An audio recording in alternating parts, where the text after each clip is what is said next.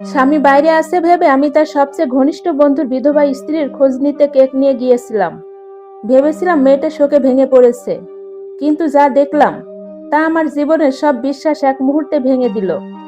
লাবণ্য রহমান একটি কেকের বাক্স হাতে নিয়ে দাঁড়িয়েছিল মেহেরিনের ফ্ল্যাটের সামনে, কিন্তু দরজা খুলে দিল তার স্বামী মিস্টার ইয়াসিন। ইয়াসিনের গায়ের শার্টের উপরের কয়েকটি বোতাম খোলা, চুল এলোমেলো, মুখে অস্বস্তির ছাপ। আর তার ঠিক পেছনে দাঁড়িয়েছিল মেহেরিন, রায়হানের বিধবা স্ত্রী। দুই হাত দিয়ে নিজের গর্ভবতী পেট জড়িয়ে ধরে দাঁড়িয়ে আছে সে। আরো অবাক হওয়ার মতো ঘটনা তখনও বাকি ছিল। রান্নাঘরের দিক থেকে বেরিয়ে এলো লাবণ্যের শাশুড়ি শারমিন বেগম, হাতে এক বাটি গরম স্যুপ। তিনি লাবণ্যকে দেখে বিরক্ত মুখে বললেন, দেখো লাবণ্য, আমার নাতির কোনো ক্ষতি যেন না হয়। অযথা উত্তেজিত হয়ে কোনো ঝামেলা করো না।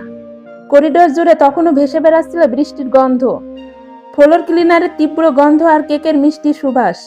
লাবণ্য কয়েক সেকেন্ড নিশ্চুপ দাঁড়িয়ে রইল।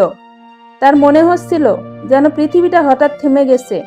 সকালে ঘুম থেকে ওঠার সময়ও সে কল্পনা করতে পারেনি দিনের শেষে এমন দৃশ্য তার জন্য অপেক্ষা করছে। সারাদিন অফিসে কাজের চাপ সামলে সে ক্লান্ত হয়ে পড়েছিল। একটি জমি বিক্রির চুক্তি নিয়ে ক্রেতা বিক্রেতার বিরোধ মেটাতে গিয়ে মাথা ধরে গিয়েছিল। অফিস ছুটির পর তার ইচ্ছে ছিল সরাসরি বাসায় ফিরে যাবে, একটু বিশ্রাম নেবে, তারপর ইয়াসিনের জন্য প্রিয় খাবার রান্না করবে। কারণ গত কয়েকদিন ধরে ইয়াসিন বারবার বলছিল সে খুব ক্লান্ত।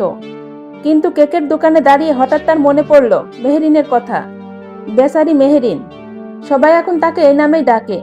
স্বামী হারানো এক তরুণী, সারাদিন ঘরের ভিতর বন্দী হয়ে থাকা একা নারী, যার জীবনের সব আনন্দ যেন এক দুর্ঘটনার সঙ্গে শেষ হয়ে গেছে। রায়হান ছিল ইয়াসিনের সবচেয়ে ঘনিষ্ঠ বন্ধু। বিশ্ববিদ্যালয় জীবন থেকে তাদের বন্ধুত্ব। কয়েক মাস আগে ভয়াবহ এক সড়ক দুর্ঘটনায় রায়হান মারা যায়। সেদিন থেকে ইয়াসিন প্রায়ই বলতো, আমি ওদের পরিবারের কাছে ঋণী। রায়হান না থাকলে হয়তো আজ আমিও বেঁচে থাকতাম না। তাই প্রায়ই সে মেহেরিনের ফ্ল্যাটে যেত, কখনো বাজার করে দিতে, কখনো পানির লাইন ঠিক করতে, কখনো রায়হানের বাবা হাজী আব্দুল করিমকে ডাক্তার দেখাতে নিয়ে যেতে। লাবণ্য স্বামীর এই মানবিক আচরণ দেখে গর্বই অনুভব করত। সে ভাবত, এমন দায়িত্বশীল মানুষকে স্বামী হিসেবে পাওয়া সত্যি ভাগ্যের। সেই বিশ্বাস থেকে সে কেকের দোকান থেকে দুটি কেক কিনেছিল, একটি নিজের জন্য আর একটি মেহরিনের জন্য। মেহরিন একদিন তাকে বলেছিল, আপা সময় পেলে চলে আসবেন, খুব একা লাগে। সেই কথা মনে পড়তেই লাবণ্য চলে এসেছিল এখানে।